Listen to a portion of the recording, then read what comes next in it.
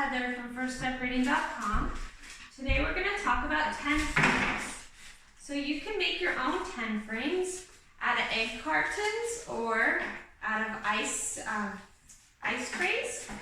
So that since they have more than 10, I just covered the last ones that I didn't need with a piece of paper and some tape. Maybe an adult can help you with that. And you can make your own 10 frames. I like using ice trays because you can use them over and over again. The good thing about 10 frames is they're really good for practicing, adding, and subtracting, and counting. So each one has 1, 2, 3, 4, 5 on top, and 5 on bottom. So Haley, how many pom-poms are in here? Let's number the table.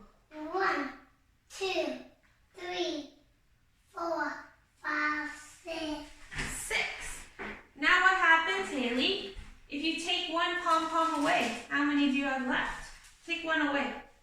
5. Right, so that's practicing subtraction.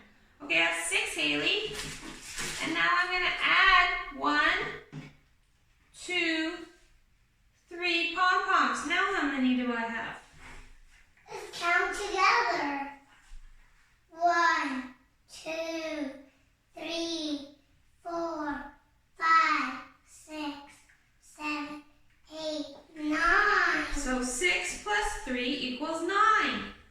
And 9 minus 3 equals 6. And I can also look at my 10 frame and say, how many open spaces do I have till I get to 10? How many more? 6 plus what will equal 10? What's left? 1, 2, 3, 4. So this is a very good tool for practicing addition, subtraction, counting. It's a 10 frame just made out of an ice tray, or you can use an egg carton. I hope you enjoyed that video. Have a great day. Bye. See you next video.